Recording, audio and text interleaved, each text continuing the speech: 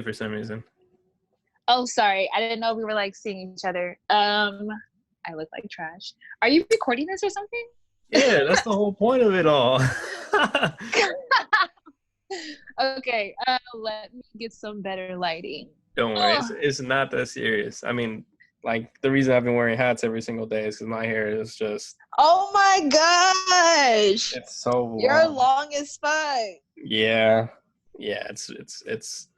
I don't know what I've been thinking about what to do with it because I've never had it this long before.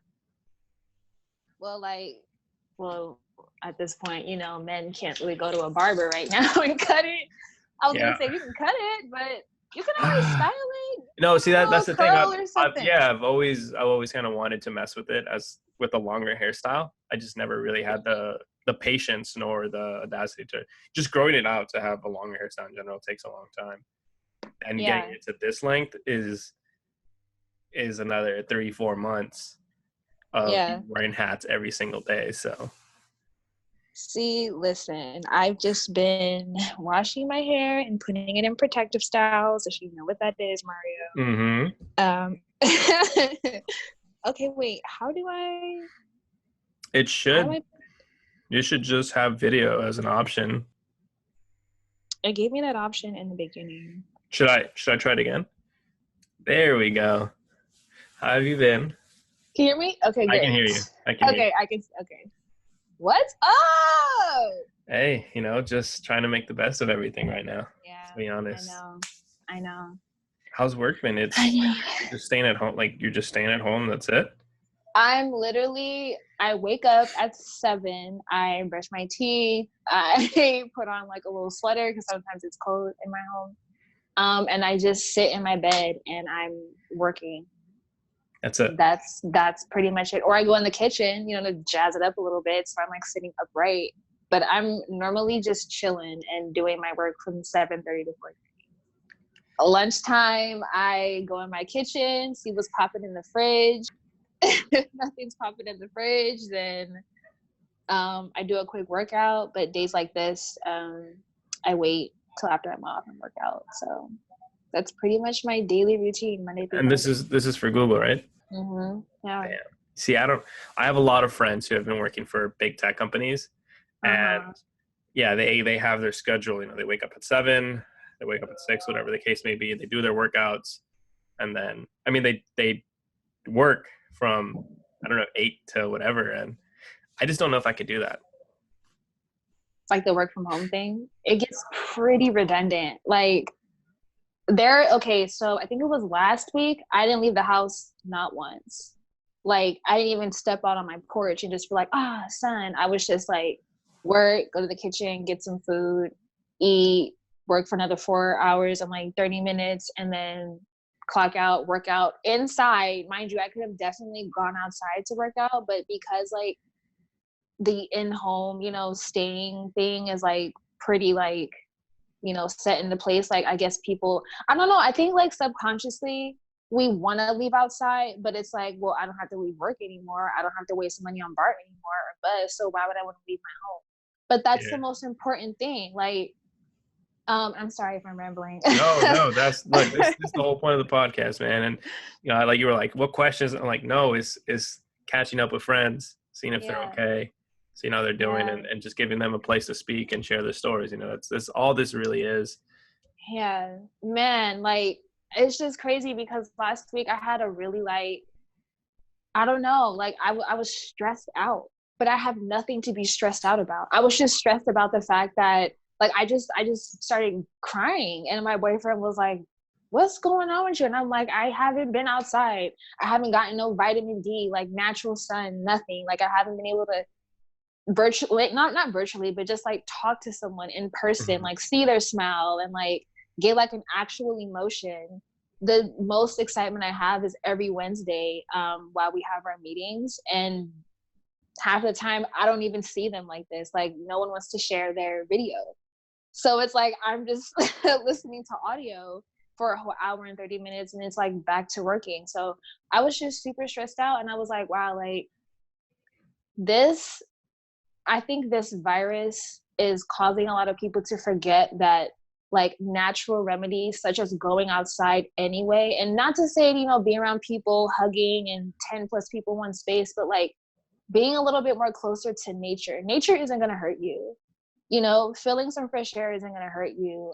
Going for a walk. I've also, I mean, if I'm not working out on my lunch break, I'm going for a walk around my block. I don't know if you know, but I just moved to Livermore. I was gonna ask, like, I don't even remember where you. Oh, okay, I do remember because we would drop you off sometimes at your house, but you're in. That's pretty far. You know, it's really not because even before this happened, like my apartment, it's not that far from Dublin Pleasanton, Bart. It's like a 10-minute drive. Am I confusing you? No, because you lived in San Francisco for a while, right?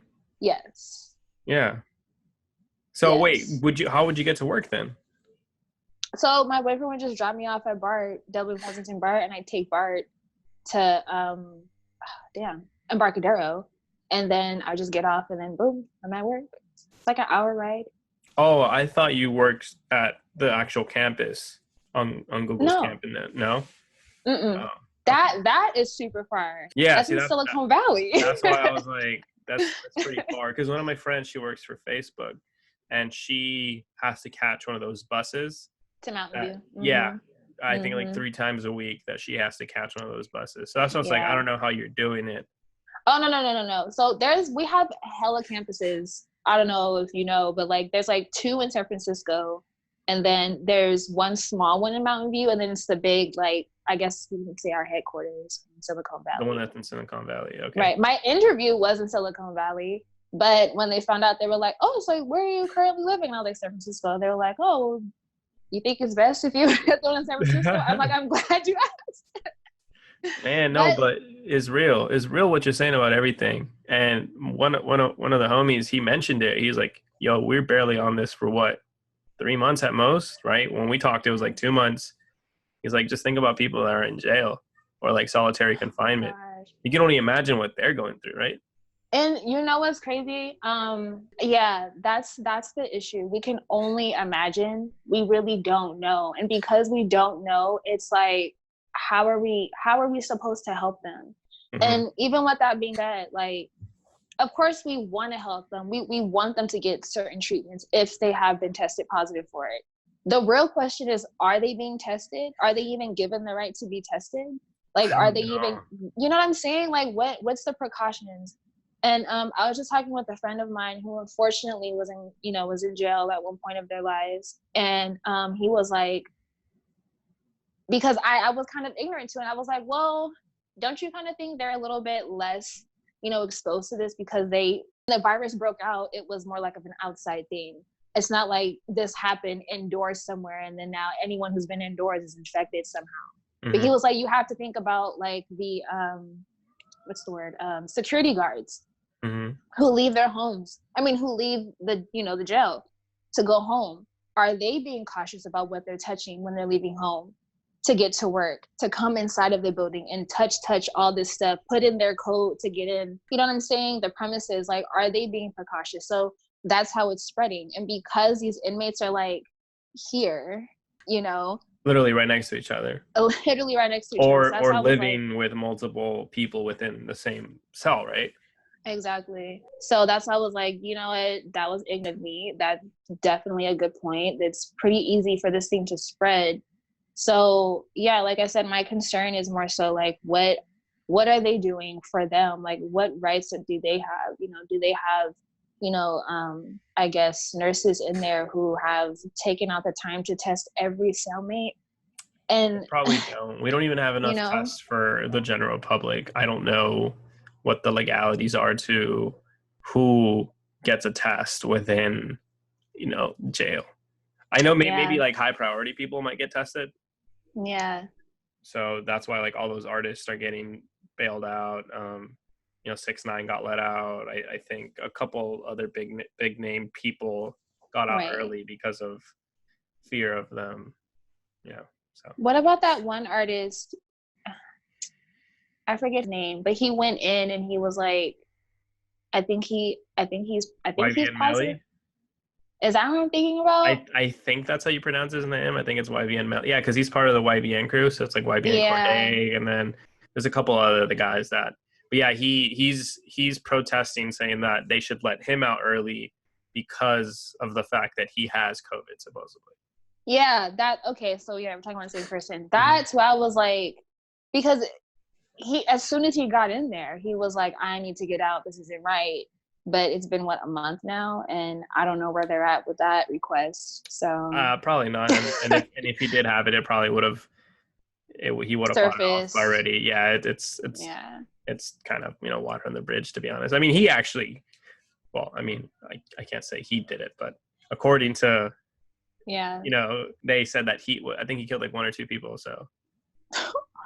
Oh my gosh, I didn't know that. Well, Yeah, that I mean, changes the dialogue. well, it's funny, right? Because he rapped about it in his songs, and that's kind of how they caught him. Sure. Yeah, I mean, he rapped about killing 2 people in his music, and then the district attorney used that, or the judge used it to book him, and that's his fault at the end of the day. Right. That it is. But everything else has been okay. So like, it must be really hot in Livermore right now.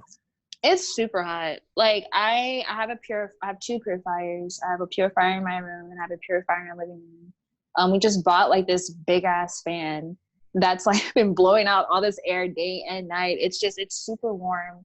Plus, I think it's because we have carpet too. Mm-hmm. So it's just trapping in a lot of heat. I've been trying to buy one of those the Dyson fans. It's a little one, but it has a air purifier in it. Like a HEPA filter? Yeah. It has an air purifier in it, and I think it's like $350 or something. But all my friends have told me that it's worth it. It works really well. Yeah. I mean, and it's tiny. I don't have anything around me but yeah, there's different sizes that you can get, but it's definitely something especially when it comes to the heat. Like right now, I'm in my room. It's really, really hot. Stuffy. Yeah, exactly. Yeah. Do you have allergies? Yeah, I was gonna apologize if anyone's listening. I have allergies right now, so if I keep sniffling, my bad. It's all good. Claritin. Don't do Benadryl. I've been taking Allegra. Allegra's kind of been my thing, and then I do. The thing that really helped me was immunization shots. I think I told you about that, right? Refresh my memory. So immunization shots is pretty much, and I believe this to an extent, right? Because it's real, and I almost believe people can almost do it on their own. But you start off, think of microdosing, right? Where you eat something or you put something inside of you at a really, really small dosage. The doctors, what they do is they literally inject in you the things you're allergic of in order for your body to build up defense to it, or not necessarily defense to it, but your body gets used to it, like acclimated to it. Yeah, and then they slowly start getting it, heavier and heavier and heavier injections into your body. So it started off with every week, or like every week I would go in like twice a week, and I did that for almost a year, and then it went to twice a week. So I would go like once a week, then once every 2 weeks, then once every 3 weeks, and now I'm finally at once a month. And I personally felt like it does make a difference. Some days like these, you just can't, like your body, regardless of what you do, your body's just like, it still has the allergic reaction. But on most days, I think it's made a huge difference. Like I remember I could barely go to someone's house if they had like a dog or a cat. Yeah. It's bad. Yeah. And here's the crazy thing, because when they did the tests on me, I learned that I'm not allergic to dogs or cats. And most people are not allergic to dogs or cats. They're actually allergic to the dust mites that live inside of the dogs or cats, or the saliva. Or the saliva. Yeah. I didn't even think about that, but yeah. So I don't know. I feel like a lot of people should get some type of allergy test so they figure out what's healthy for their body or not, because a lot of times the things that we eat, a lot of people don't know that they're allergic to them, and it causes different reactions to their body, not necessarily per se allergy, but maybe your body doesn't, just on a health standpoint, like maybe it doesn't process lactose correctly, or it doesn't process wheat correctly, or it doesn't, do all those things. So I wanted to take it a step further and figure out what things my body is like actually enjoy and what it doesn't, and take it away or add accordingly. Because I know you're big into that. Absolutely. And you know what's crazy? I've been taking elderberry.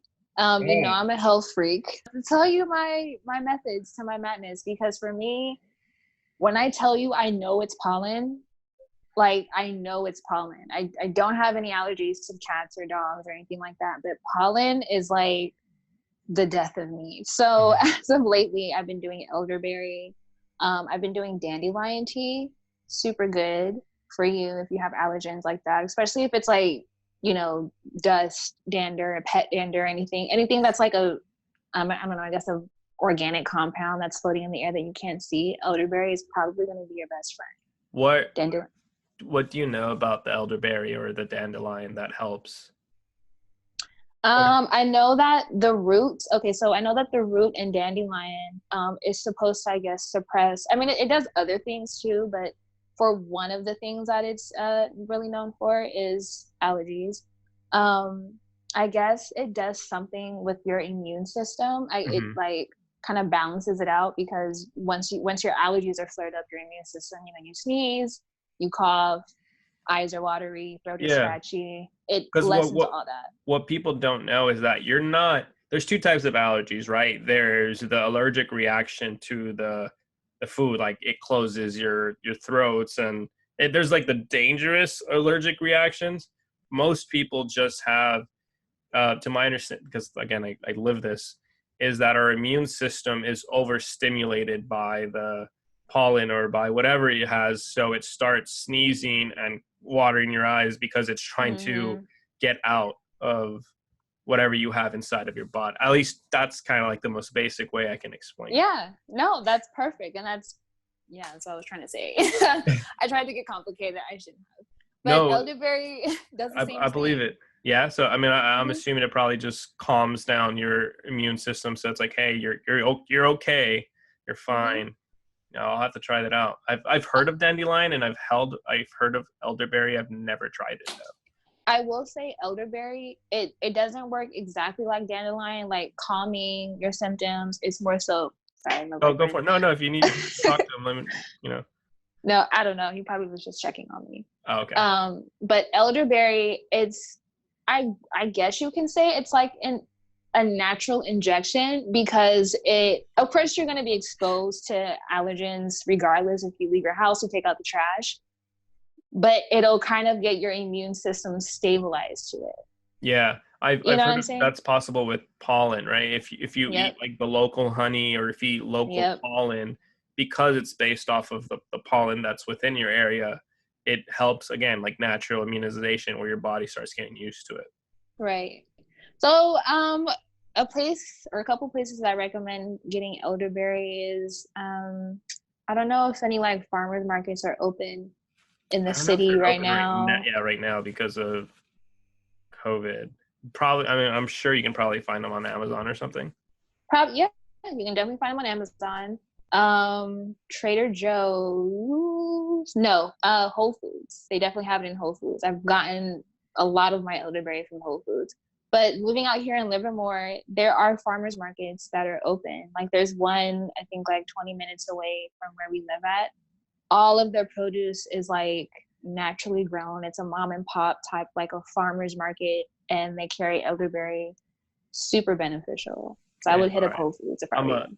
No, there's a Sprouts that's like down the street. Yep. I actually like Sprouts better than Whole Foods and Trader Joe's. I don't know. Why? Whole Foods is a fancy vegan, you know, veggie. They're trying to be healthy. Sprouts has a feeling of almost like farmers market in a way, but you almost know and accept that this place is a giant corporation, but something about it makes it feel homey and still feels like a local place, even though you know it's a big corporation. And I just heard a study about Trader Joe's, and that's the reason why a lot of people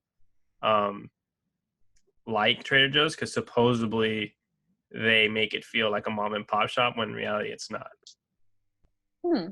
Like, have you ever realized, Didn't know like, that. Trader Joe's never has coupons. It doesn't have any specials. It doesn't have anything. It's just Trader You're Joe's. right. There's. I'll send it to you. I saw it. I think I saw it on. Hold up, something. I don't know if it's your phone or my phone. My. Hello. Can you hear me? Yeah. Yeah, Okay, I I can hear can. you. I just kept hearing like a little twitch or something. Probably What? me. Yeah. So I I'm saw it next on. to a bunch of trees. I saw it on Twitter, and it was explaining the marketing plan behind Trader Joe's. Mm-hmm. And they are only in suburban areas. They're never in places of obviously minorities or low income communities.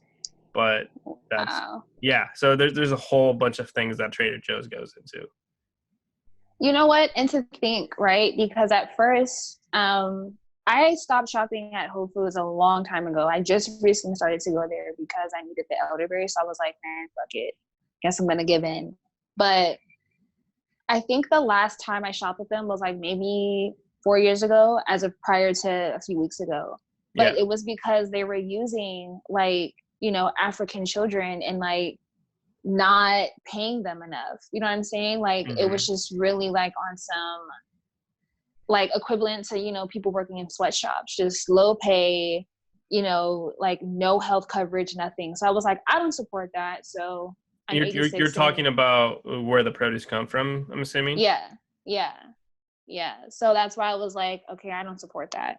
So I stopped shopping at Whole Foods. And then it's like now to hear this about Trader Joe's, it's like, well, where do I go grocery shopping? You Because go grocery shopping to your mom and pop shops. You go grocery shopping at my parents' grocery stores. That we yeah, it's local groceries. It's not that we're growing them ourselves, but we do grab them from people that try to outsource it as much as possible. So yeah. at least that's the reason why people go to Trader Joe's, is because they feel like they're supporting a community, when in reality you're supporting a giant corporate. And that's, I mean, to me, like, I'm not dissing Trader Joe's or maybe these other companies, because they come in clutch sometimes. Like you said, they do have healthy resources, or they do have healthy vegetables, they do have healthy a lot of things, but maybe the way they get them, or like you're saying, the exploitation of it is not the best. It's not the best, like Yeah. at all. Now that I'm hearing about Trader Joe's, damn, and I fuck with y'all. Well, I mean, let me send it. I didn't read all of it. I didn't get the chance to read all of it. Let me send it to you, then you can make your own. Okay. You make your Well, own I'm decision.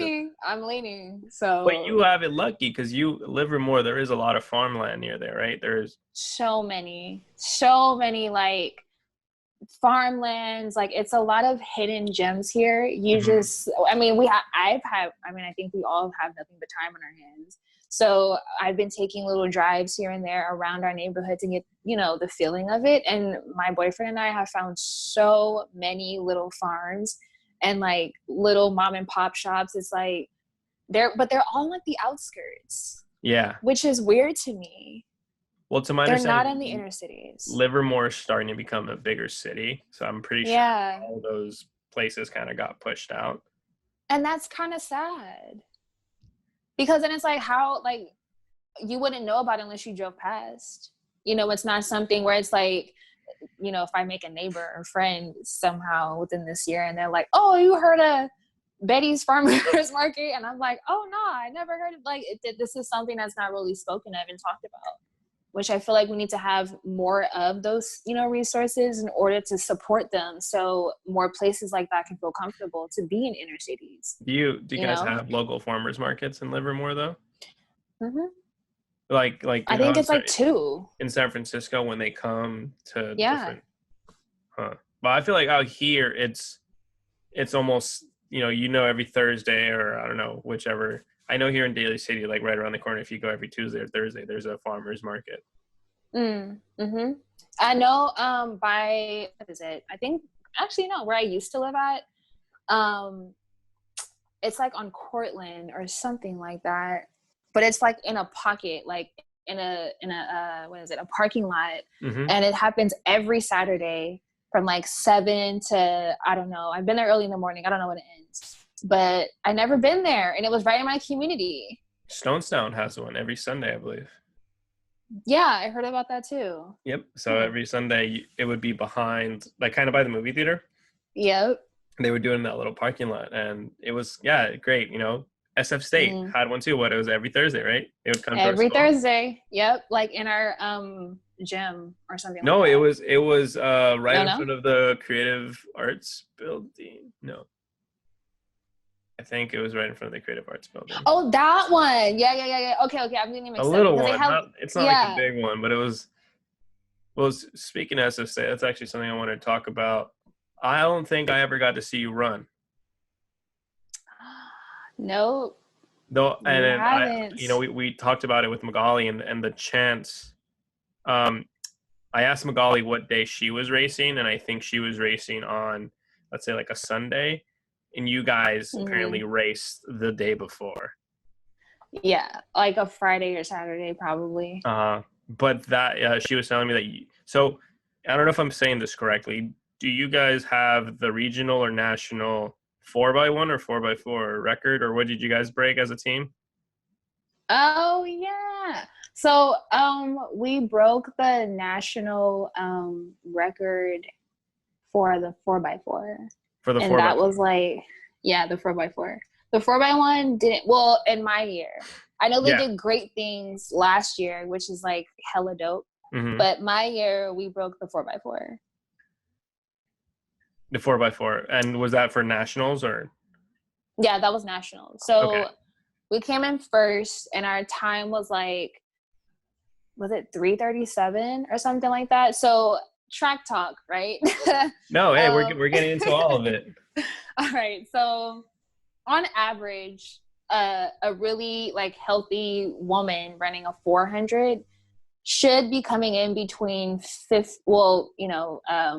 Sarah McLaughlin, she's like a beast. So she runs like 50. I don't know if you know who that is. I don't. She's bomb as hell.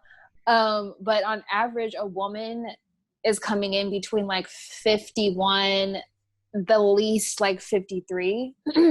On average, my team, we all hit between 51 and 52. So for a full lap around the track. And let me, I'll say this to put in perspective. I can't even run sub 6:57. It's, for anyone listening to this, it's hard. Try running it under a minute alone. It's hard. Yeah, I don't think hard. the average, even just, to put it out there, I don't think the average guy can run a 400 in under a minute. Well, an average guy, no. A seasoned man who's been training for about 9 months. Most long distance runners, we can't. No. We can't. No, we couldn't do it. A couple of my guy friends, they were hitting pretty low numbers, but I hated we did it. I did run the 4x4, but nothing to where you're running. That's you're being, in my opinion. Thank you. Yeah. Oh. That was like that was the fastest I've ever ran a 400, to be honest with you. Because go for it. Keep going, sorry. No, go ahead. What happened after that? Did you guys get any accolades for that? I think I want to ask a lot of questions regarding on what it really means to be a student. We'll slowly carve into that. But continue with you running the fastest 400 you've ever done. So that was a lot of hard work, man. Like, before I got to SF State, so I kind of, to be honest with you, SF State was probably the place where I blossomed as an adult woman. I've been running track since I was 9 years old. At the time when I stopped, when I graduated, I was, how old was I? 24, 23? I think I was 23. Anyway, and I had my time to shine as a child. As a child, and I say this so humbly, I just know myself, and I know as much as I've done over the years, it's something I appreciate about my diligence, my confidence that I've built over the years, and just my hard work and the people that raised me, right? So from like age 9 till about 15, 16, I was seasoned. Like, my body was still developing, but I was pushing through like workouts. I was always a student athlete. Let me just say this. So training from Monday to Friday, competing Saturday and Sunday for all those years, I accomplished a lot. I've seen a lot of places. I've traveled many places. I've had to suck up a lot of things being a student, because there are some teachers I don't understand that gift that is given to certain people, you know?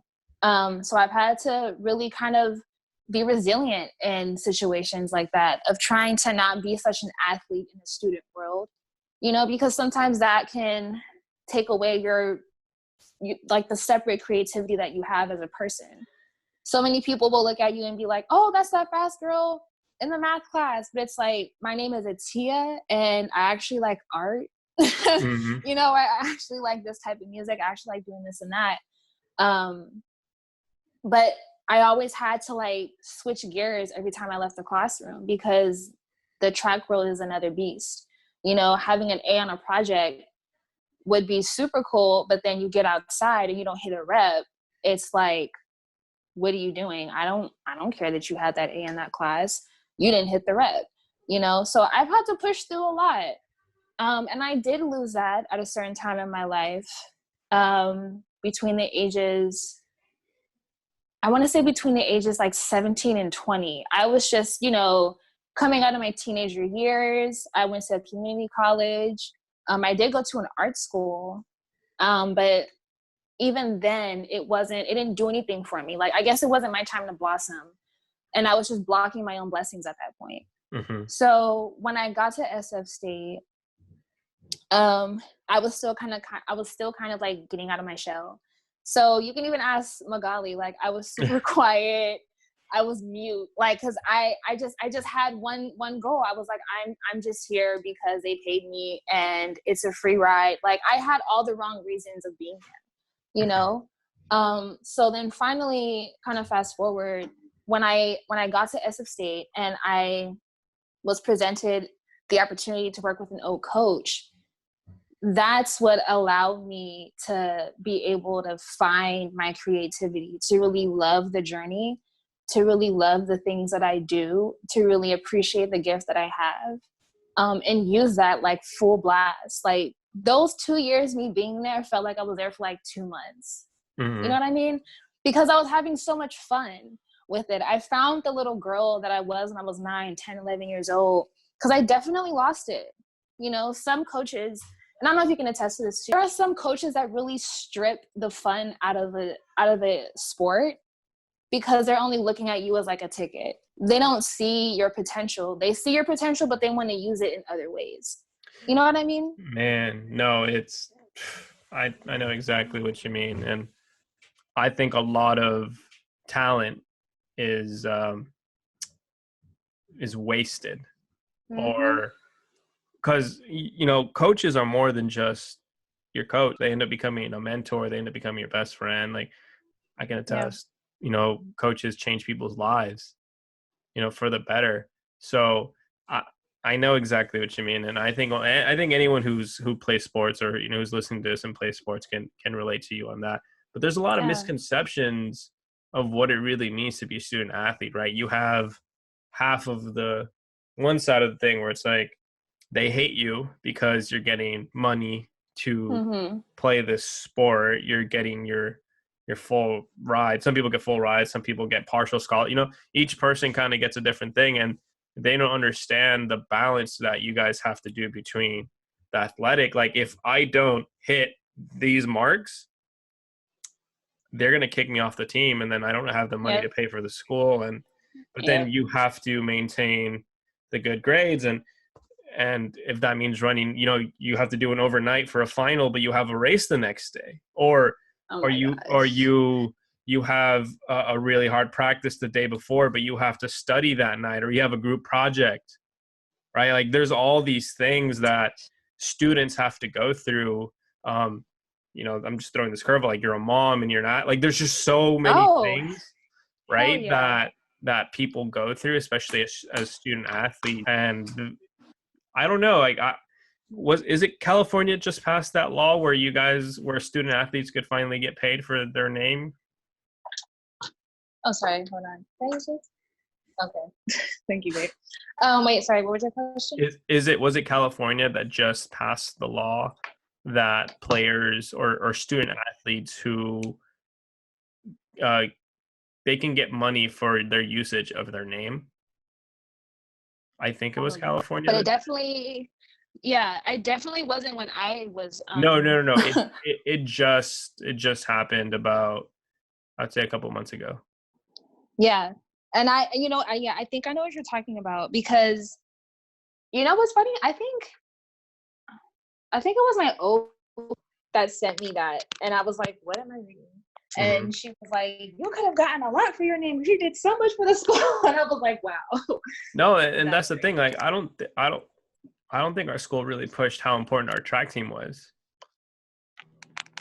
Do you know? I said I don't think our school really pushed how important our track team was. No, it didn't. And it's funny because we don't have a men's track team, but our women's track team kicked ass. Yeah, at the time we didn't have a men's track team. Now do they have one now? Yeah, but I think it's just for I think it's for sprints, because at the time we had cross country. Yes, you had cross country men's, but no. But no men's sprinters. I know a couple of the women runners, and you guys they're all really, really, really good. So I know you, Magali. Who else have I met? Pearl. Yep. BB's Killing. Is she still running, I think? Yeah, I think she's supposed to graduate. If it's not, no, she graduates next year, because she was like a freshman. So yeah, I mean, your guys' teams were really stacked. But I think the question I wanted to go ask is like, so okay, so you break this record. What do you get? What does a player or a student get for that? Do you guys get paid more? Do you guys just get a trophy? Does the school get the trophy, or what really happens? Okay, I'm just gonna keep it cutthroat. Yes, you get paid in the sense of you get to keep your scholarship. You get a ring. So don't know where it is. It's packed up somewhere. But you get a ring, a national ring. And mind you, the national ring is like this big. Yeah. So to visualize for people, the ring is about the size of half the size of a quarter. No, it's like, I mean, it's big because it has like the bedazzle on it. You know, it has your first and last name on the side. Is it kind of like a school ring with the ones that you get? Yeah. Yes, exactly.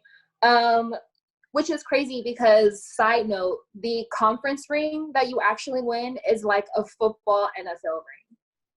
It's like, which you guys also did. You guys killed conference, right? You guys won? Well, not in my year. The year after I graduated. Yeah, I saw. Right? I think I saw BB post a picture that they won conference. Yeah. Okay.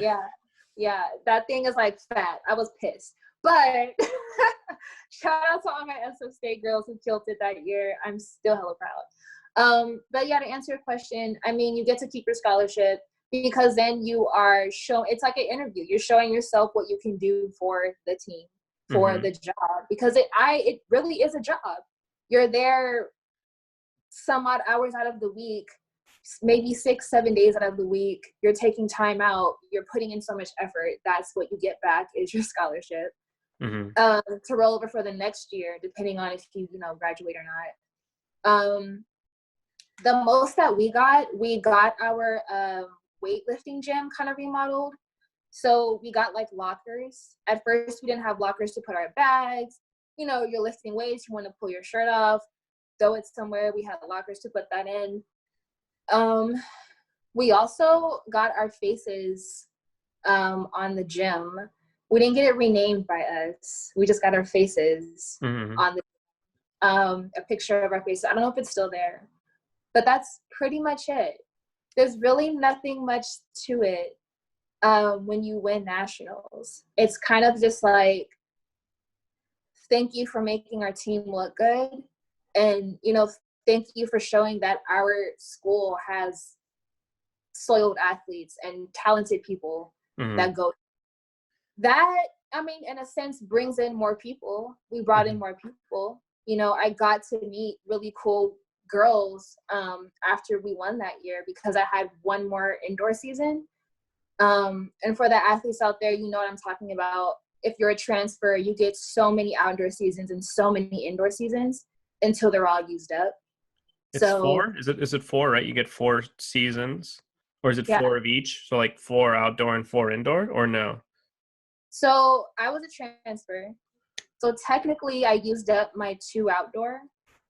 So my 2 outdoor were used up my last year. Okay. But I still had 2 indoor. Okay.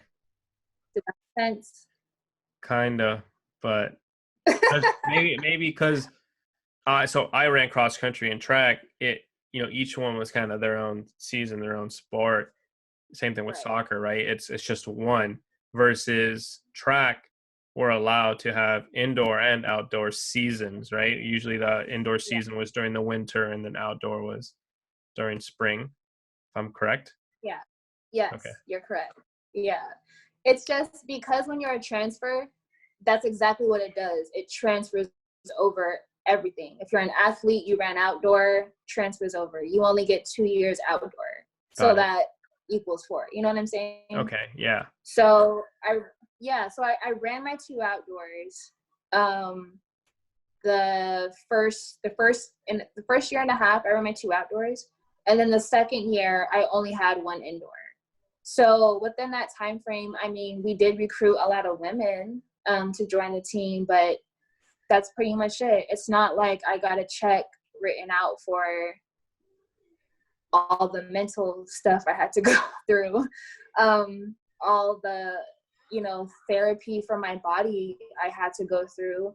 I wish, though, that for athletes, and for schools that are not as financed as SF State is, I wish that they took the time out to not really do so much materialistic things, for example, putting our faces on the gym. Okay, that's great. Giving us lockers. Okay, that's great. That is great.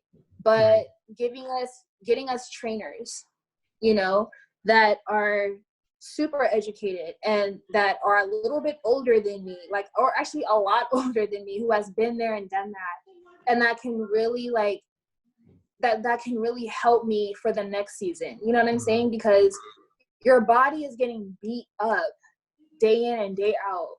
I do need someone, especially if I'm like a top end athlete. And by top end, that means I'm running times like, okay, I'm a sprinter, so I range from 100 to 400. What that means is I'm running the 100 open. I'm running the 4x1. I could run the 400 open, and I'm running the 200, and of course the 4x4. So that's like 5 events every other weekend, for a whole year, kind of. I will need someone to kind of know my body and to 1 second. know. 1 second. Sorry. Yeah.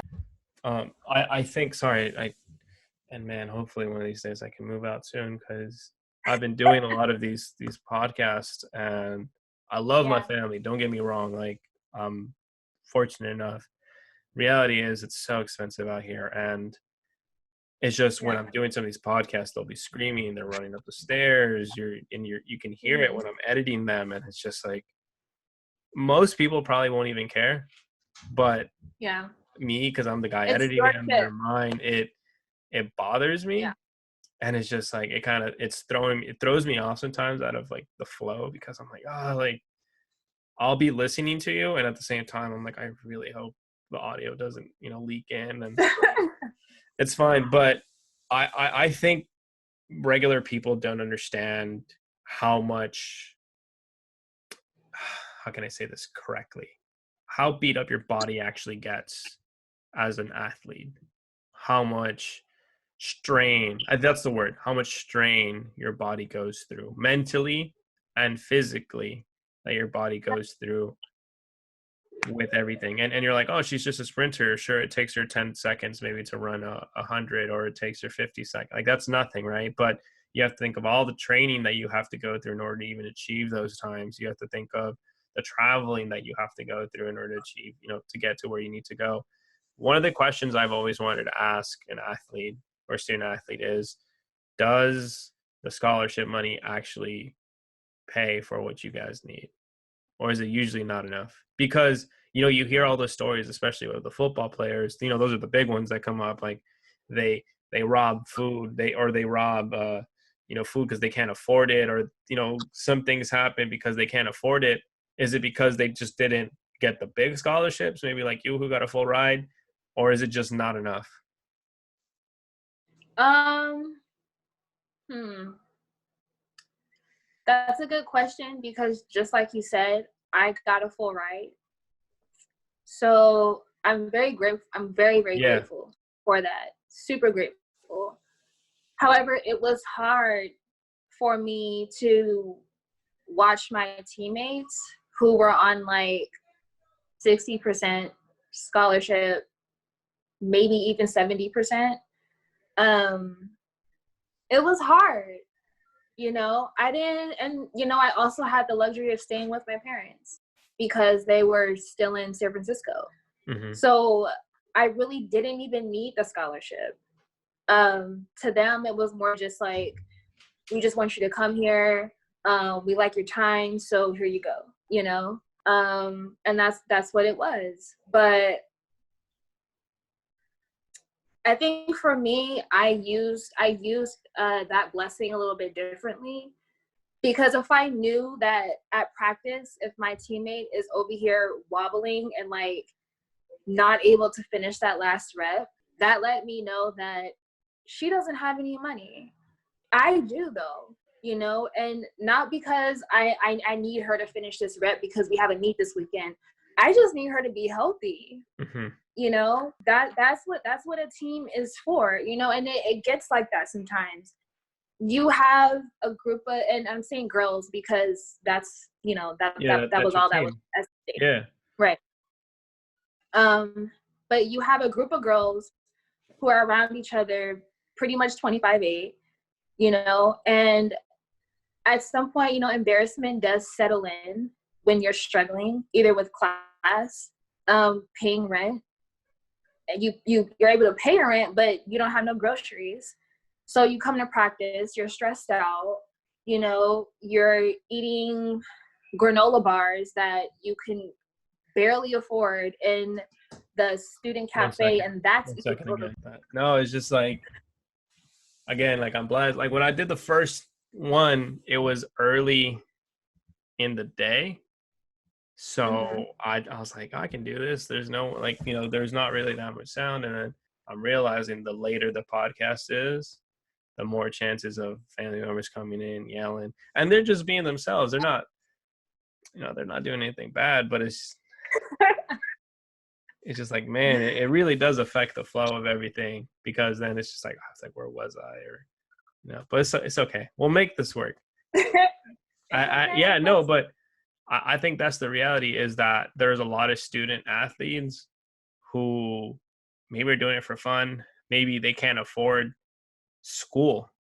They don't want to take out a loan, and they know that they can pay their way through sports, and that's their gift. And, you know, I think I always say, at least each person's kind of dealt a different, you know, hand of cards, and you got to use those cards to the best of your advantage. And if that means I'm a fast runner and they can pay me for it, then so be it. You know? So, but that's what it was. Going back to you guys winning regionals, when does it start like when does it actually matter to win those big awards? Because I'm assuming, like, when do scouts, like, I don't know where how can I say this? The track community is kind of small, and unless like you're in the same boat, unless you're these big names, it's not that easy to make a living in the track world unless you're, you know, running these marathons in killer times.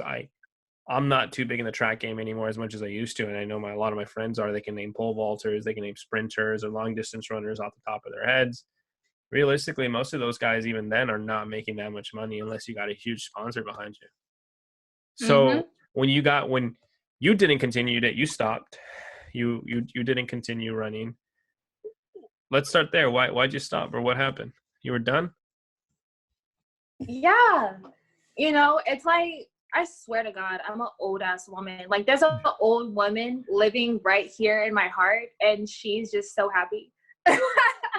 Because, like, that's how I felt. I was like, I've been running for how long? 9 to 26? No, 9 to 23. That's what? Do the math. 15 years? I didn't do the math. Yeah, I about think 15. 14.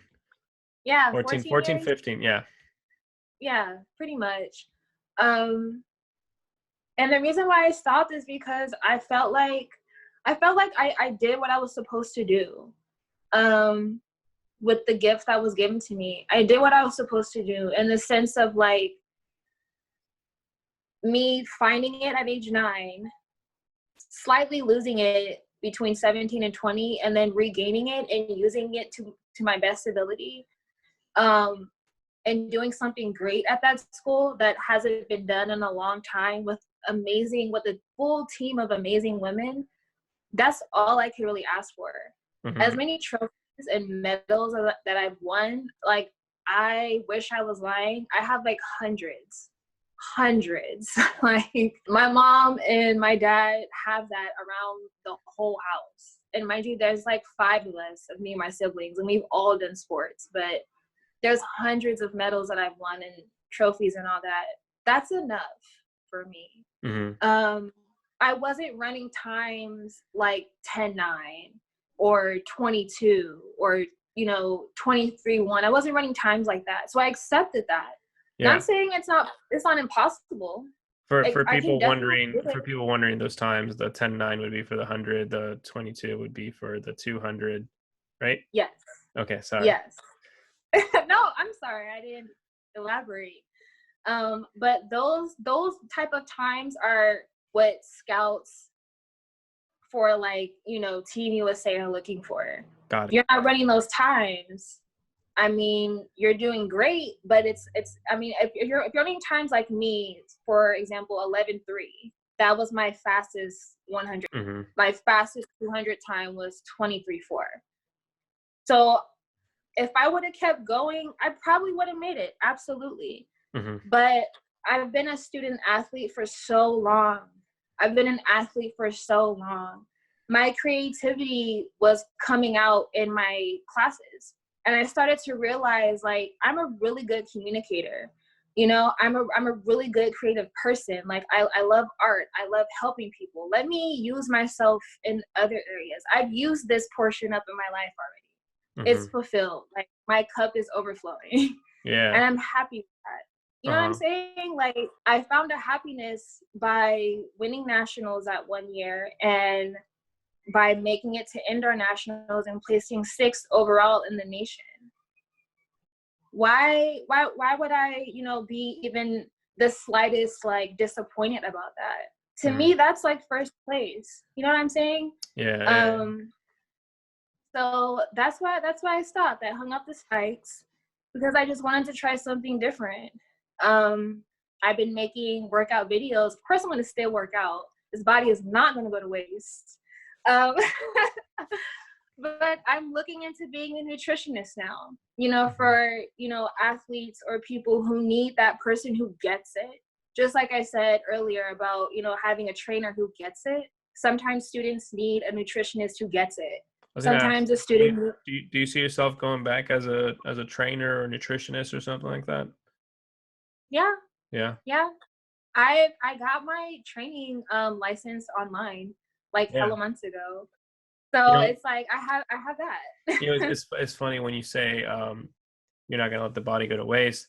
As a runner or anyone who knows running bodies, especially sprinters, I that's actually what made me. I was like, this girl is a sprinter, because for some reason sprinters' arms are just super cut, and even just your guys' legs. There's something about the way sprinters' bodies, or at least runner bodies, are that a runner knows a runner.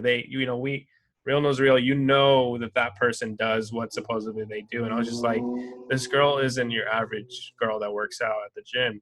There's something different about her. And then I saw you with the SF State shirt, and I was like, oh, I clicked one and one together. I was like, no, she's an athlete. You can tell. Yep. It's our aura. I'm not even gonna front. Like there's long distance, there's football players, there's sprinters, long jumpers. Their like persona is super like airy. Like I don't even know. I don't know. Maybe track athletes out there know what I'm No, talking about. But we all have our own little, pizzazz to us. yeah, yeah. Yeah, I definitely have an air about myself. Again, it's super humble. And I'm just saying it like that because I know it's there. I know it's Yeah. there. I mean, you gotta be proud of it though. I mean, it's not easy to maintain. But I mean, I'm jealous of like you and Magali because for a while you guys weren't working out for the longest time, and I was like, yo, these girls are eating whatever they want, skinny as hell, looking good, and I was just like, Yeah. that's not fair.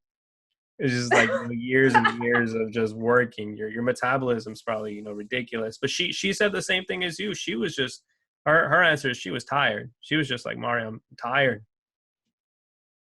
And I didn't get it, right. I was almost arguing with her. I was like, no, my God, like you keep going. Like she was so she's so good. I was like, you can go. In my head, it's like you can go to the Olympics, but she's like, you don't get it.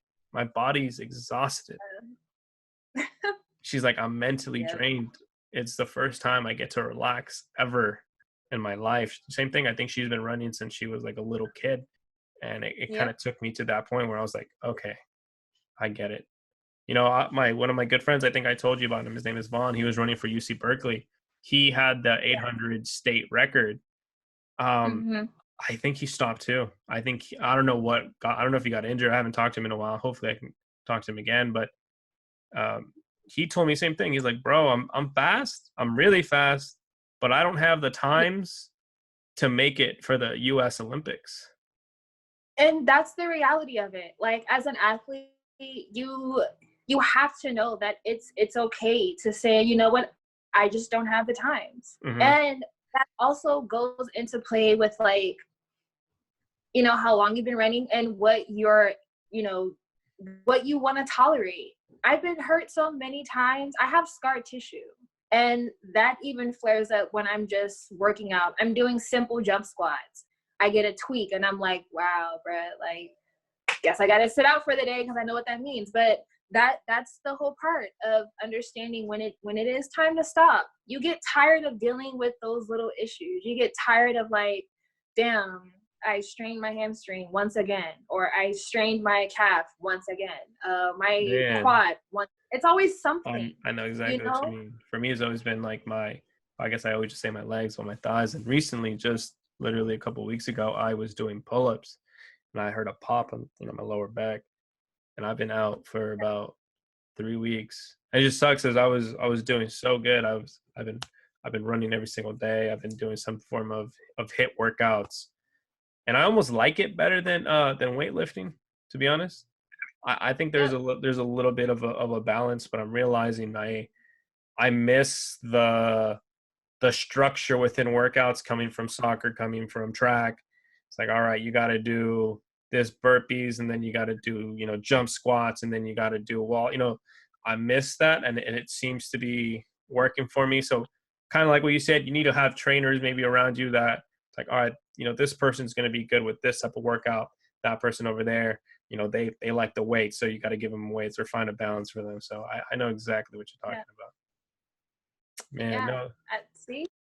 What realistically, have you met anyone that went pro, or what does it mean to be pro? Because I don't think I know any pro runners in my circle. I know semi-pro soccer players, but I've never met or know close friends that are pro. The only pro person I know, it's funny enough, and I'll say this, is my cousin. And this is so weird to say. She was the heavyweight boxing champion of the world for women's. And even then, like she doesn't have that money because she did it, and especially in the time like before UFC, before women right now are blowing up. She literally paved the way for where women are at right now. But I don't think they make as much money as people think they do. Nope, they don't. I mean, if you want to like do like a chart, I mean, track is, you know, down there too, but boxing is down there. Soccer is a little bit above. Yeah. Even MMA, it's like, that's a hit or miss. You don't really hear about too many MMA female fighters. Unless who are you're like actually the big ones, right? Like, you know, Ronda Rousey and et cetera, et Yep. cetera. But I don't think people understand that it's like you can think about it as a funnel, and maybe, you know, when you start on high school and even elementary school, you start going and then it just starts closing and closing and closing and closing. If you do not fit into the end of the funnel, like you're not going through, you're not going pro. It's a lot harder than what people think. Yeah, because not only, to answer your question, one of my friends, well, she's ex-pro now, but she went pro shortly after she graduated from the Ducks, Oregon Ducks. Oregon, yeah. Yeah, she went pro. She was a sprinter. Her name is Ashton Purvis. Okay. What's up? If you hear this podcast, give you a shout out. Believe it or not, I used to have a close contact with Allison Felix. Okay. I met her in high school because my coach was her trainer before the Olympics around that time. And I was like a sophomore. So that was like 2009 or something like that. But I met her, spoke with her, and I remember she asked me, she was like, what are you doing in between? Like, okay, for track athletes, you have like a certain amount of time before the next event, right?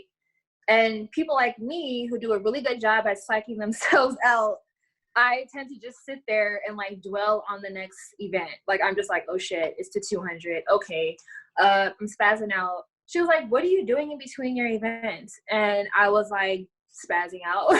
She was like, don't spazz out. You're already here. This is what you do. This is what you're good at. Understand that and move on. Go stretch or something. Go have a conversation about last night's TV show. Mm-hmm. That's what's going to relax. That's what's going to make you relax in every event. I swear to God, I kept that with me from then until now. Well, until I stopped running. That's how I was able to be coachable. Like, some athletes are able to be coachable. She helped me to be coachable. So shout out to Allison Felix. I stayed in contact with her for a few years, a little bit throughout my whole high school years until senior year. You know, you have the state meet, and in the state meet, that's when recruiters come and they're just like scoping out fresh meat, who they want on their team. So yeah, she coached me through all that. Now she has a baby and she's a whole ass mom and she's hella bomb. And the baby is hella cute. So and no, I think you can make a huge difference to, I think, just athletics or just maybe someone's lives if you definitely go back in as a trainer. Is that something, have you discussed that with SF State, or is there schools you're talking to? I feel like there is potential at SF State, but should I ever go back? Because to be honest, like the cost of living out here, this is kind of off tangent, but not really. This is the reason why the cost of living out here in California is only going to get worse. Mm-hmm. So with that being said, if I ever do go, you know, train, it will be out of state somewhere, like Texas Southern University. I really wanted to go to that school. That was my dream school.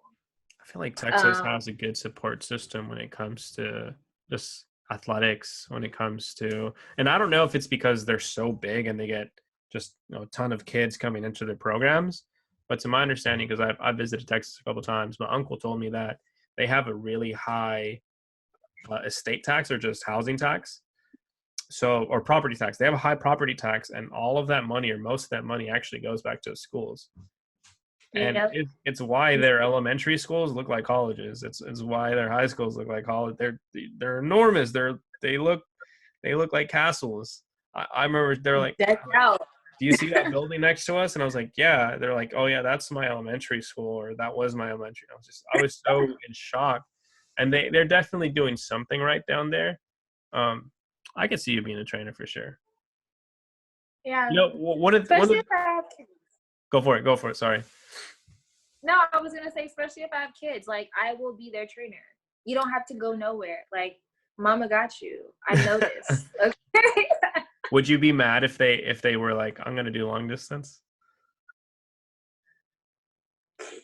I'd be like, okay, because long distance people need love too. Like they need trainers too. You know It's what I'm always, saying? yeah. I don't want to just say they Uh-huh. all need it. We all need it. Yeah, no, it's the and then I lately, because it's been a topic that I've been interested in, is that weed is strictly obviously forbidden and in schools in general, but I know that a lot of people need it for medicinal purposes.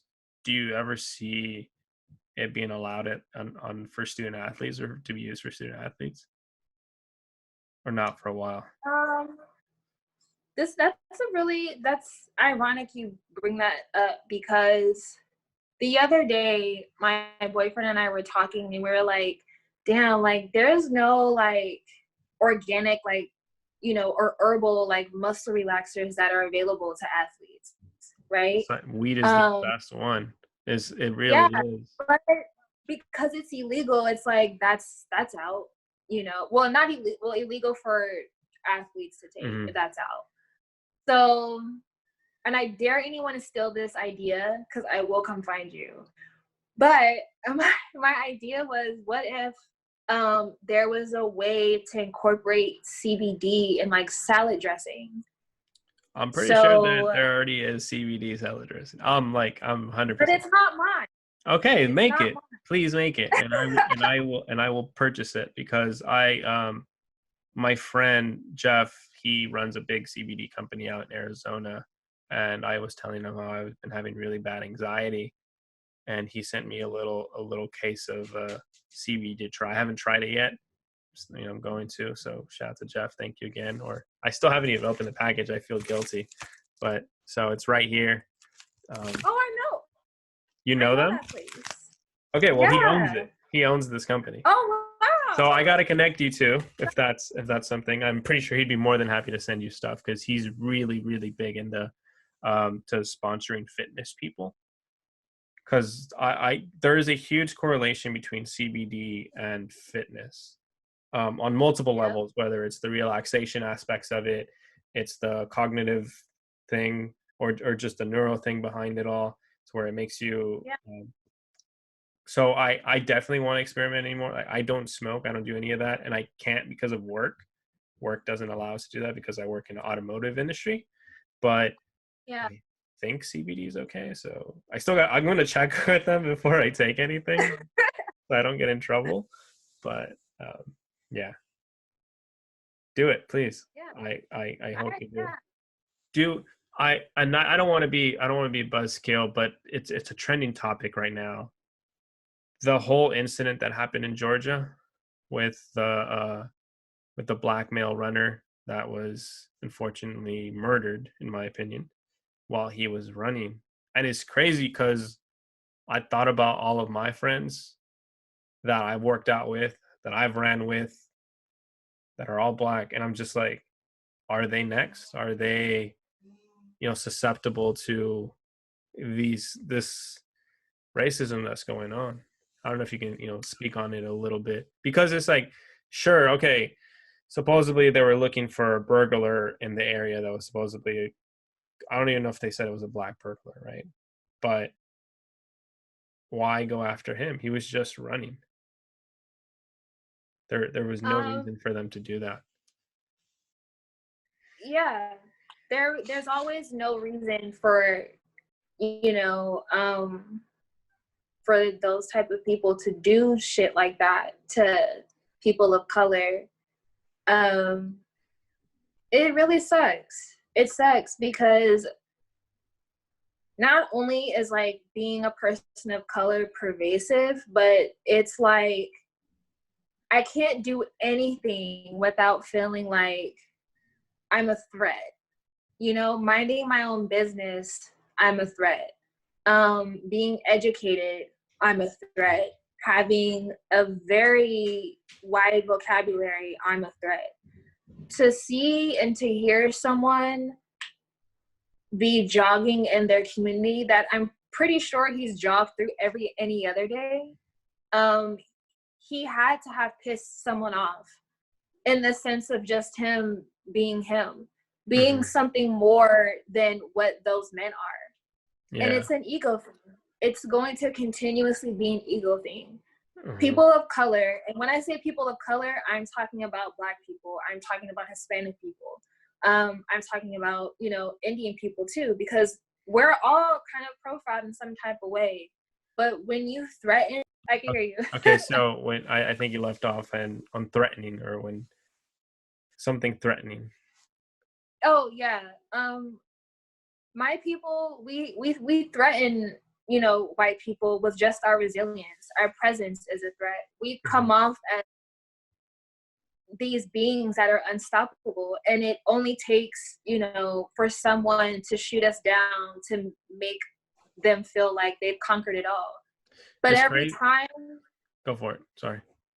oh no, I was gonna say, every time they shoot us down, we just continue to keep saying their name, and that person will continue to live on. And just to make it clear, Philando Castile, you are still living on. You know what I'm saying? Trayvon Martin, you are still living on. There are people like me that are alive to still say those names to keep them living on. So it's the ignorance behind it to make them feel like we shot another one down, we got a million more to go. Those voices are still being heard. And it's sad that, you know, they're so narrow-minded to feel like that's the only way to shut us up. What's crazy is that there's, you know, visual of it. There's physical evidence of him running and then the car waiting, right? And to my understanding, and I don't know if the trial already happened or what exactly. I need to look more into it. But one of the reasons why he's not in jail, or why I don't know what's going on, is because the main guy, or the dad, is really well connected within the judicial system, because he was like an ex-judge, or he was an ex-district attorney or something. And it just shows, you know, how deep these connections really, really go. And it makes you wonder, if he's like that, who else around him was like that? It makes you wonder the trials that he was at, if he had favorism, you know, towards one person or the other. And we know that's real. We know that happens all the time. We know that, you know, lawyers can make their jury one way or another. And that's all part of the game. I get it. They're playing the game. You know, you can't be mad about that. So I don't know. It's definitely a tricky situation. What upsets me the most is you have a guy who's trying to better himself. He's trying to become healthier. He's trying to become mentally healthier by running in his own neighborhood. And he unfortunately gets, you know, gunned down by these two guys. And I don't know. I don't know what the answer is, to be honest. It's a really difficult situation. There's really no answer. It's just the simple fact that this is only going to keep happening if, you know, our community is continuously the only one speaking up. You know, there are people who have white friends. Just because you have a Black friend does not mean their voice should be the only one heard. You know what I'm saying? You should be sticking up for situations like this too. The only way that this is going to circumvent, like, in this type of world, is if all communities are speaking up against this, and also taking a stand to let them know as well that it's just the principle. It's just the principle. That's all I'm gonna say. No, 100%. And let the thing be said. Not every white person is a bad person. Not every Black person is a bad person. Not every Latin is a bad person. There's a lot of, you know, good white people. There's a lot of good Asian people. There's a lot of good of everything. And I think that we have a huge problem as a society where if one person does something, they somehow now represent the whole community of people, right? In whatever way. If a Black person steals something from a store, all Black people are stealers. If a white person Although maybe for the white people with that shoot, that's kind of been a common trend. Yeah. Um, that one is, we can't lie about that one. But we have a guilty association of hey, if that person did it, the rest of them are like that too.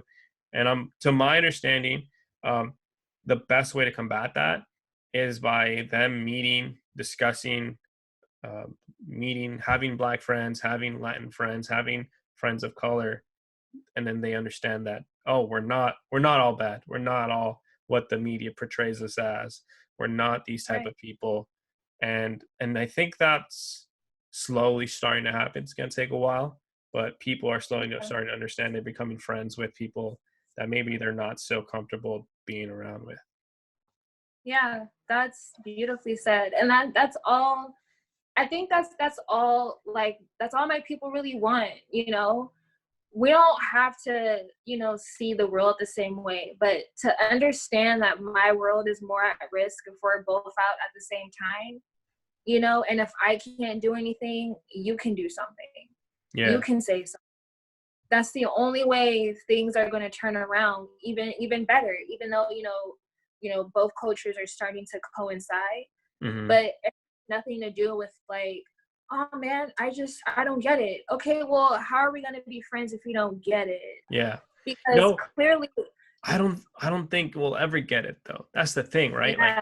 Like I have a lot of Black friends. I have a lot of Latino friends, and sometimes I've had discussions and they're like, you don't get it. And I'm like, I don't think I ever will.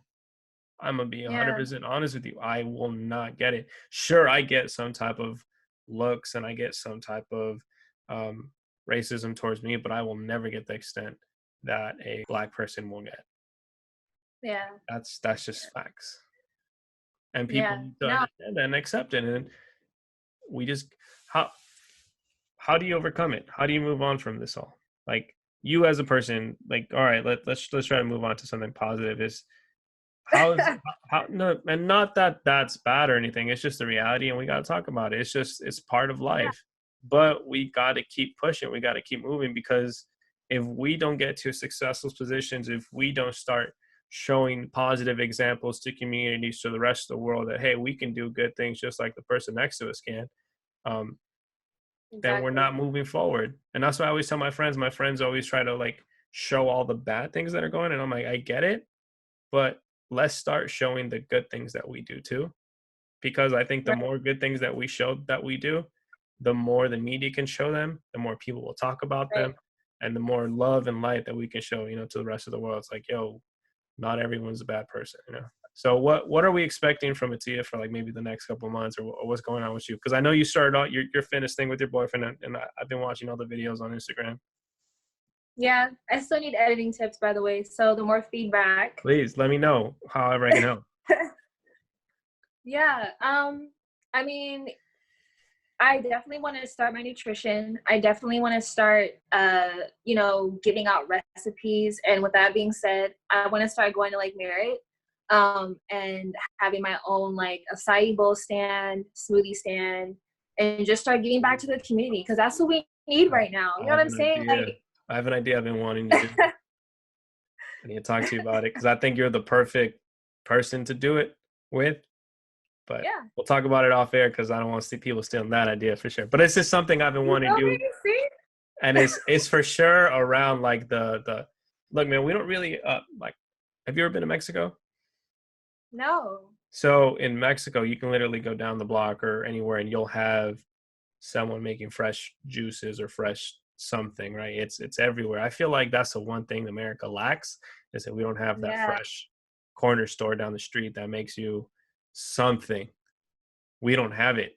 No matter where you go, even if you're in a rich area, it's hard to find. It just doesn't really exist. So we'll talk, because I think it's definitely something we can work on. But all right. No, I have a couple people that I might be able to connect you with, because there's fitness people that I'm connected with, affiliated with.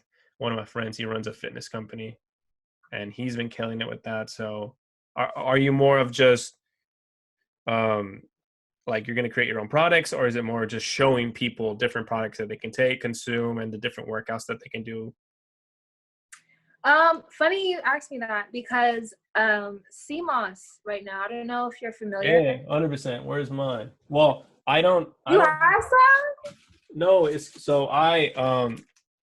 shout out to Duran, shout out to Fuma, shout out to Malik, shout out to all the homies who put me on to Dr. Sebi and all the stuff that he does.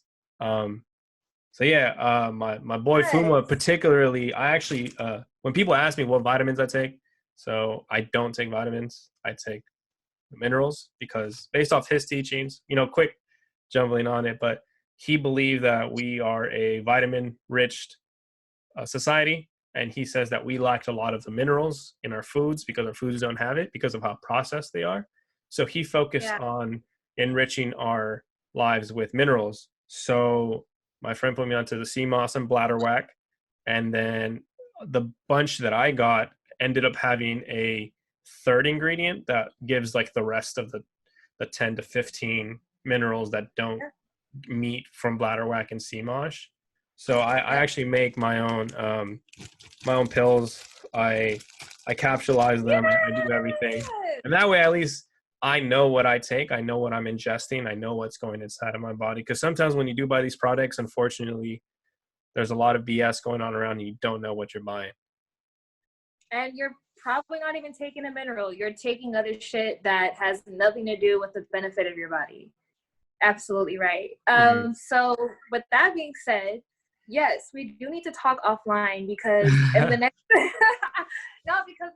like with me going to Lake Merritt, and if anybody out there is coming to Lake Merritt in the next few weeks, you'll see me, my boyfriend. But I'm starting to make my own sea moss and bladderwrack gel, like mason jars. Yeah. And what I've done in the past by making sea moss and bladderwrack gel is I just take a spoonful and add it to my meal. Like if I have a salad. You make it into a gel? Yes. Interesting. Because I can't stand the taste. Well, the gel, I mean, sea moss, it's an algae, so it's going to be bitter regardless. Yeah. But if you steam it, the way that you cook it stovetop, the taste isn't as bad. So you can throw a spoonful in a smoothie, blend it up, boom. You can throw it in your salad over some dressing. That's why I do the capsules, because I don't want to taste it. First time I tasted it, my friend Fuma went to the gym. He's like, "This is what I take." I almost threw up. It was just so. It was bad. Even smelling it sometimes when I'm capsulizing it, it's like, "Yo, this is raunchy stuff for sure." Okay, so you're working on doing that as gel. I'll definitely have to buy it, some off of you. Anything absolutely. else? For right now, that's it. Taking one thing at a time. I mean, I'm really trying to venture off into starting my own business in that way. So, I mean, the money that I've saved up from college and from working, I want to get a food truck at some point in my life. I want to give myself 5 years maybe to start a food truck business, but solely have it be, acai bowl, smoothies with the sea moss infused in it, or just selling the sea moss and mason something healthy, giving healthy alternatives to what we have right now in the world. Yeah, because we don't have that, For example, my boyfriend, he's from Oakland and he's super healthy, but he's like, you never see anything like that in the Bay Area. No. Nothing. It's funny. The most fresh fruit you'll see is from the elote man that he chops up. Yes. And goes in the watermelons, right? And I appreciate that so fucking much. Yeah, it goes such a long way, man, because it's delicious and it's healthy at the same time, and it's not that expensive. But like you said, we don't have those options available to us, especially in the lower income communities. Yeah, and that's why I chose the lake, because there's a lot of families that walk around that lake, children who need a cup of fruit or something. You know what I'm saying? Who want to smoothie there all the time too. Right?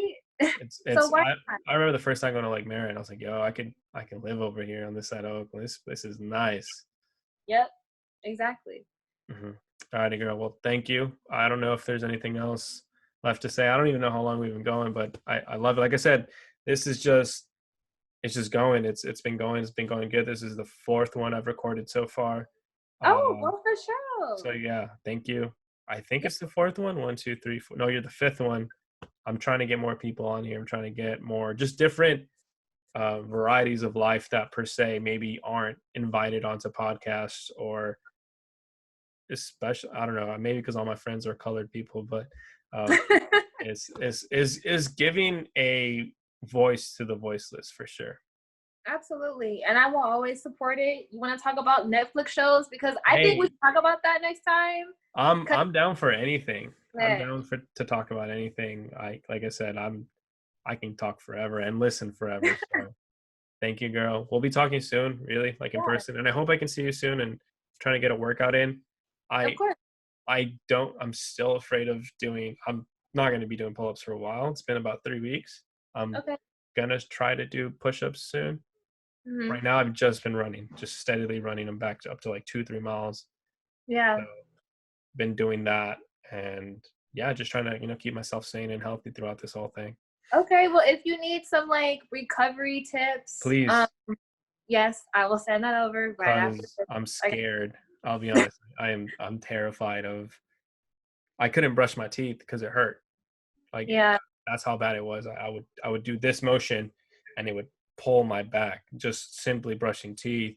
When I take showers, when I tie my shoes, that's how bad it was. So it made me appreciate my body for what it is, though. Yep. You learned my good friend Mark, who I'm planning to have on the podcast. He's a super fitness junkie as well, and he's into herbs and all these things. He's like, you're gonna learn to appreciate your body after this, and I was like, yeah, you're right, man. Yep. I got you. I'll send some stuff over. All right, thank you, girl. Thank you again. Tell your boyfriend I said hi. We'll be talking soon. Yes, stay blessed. Thank you.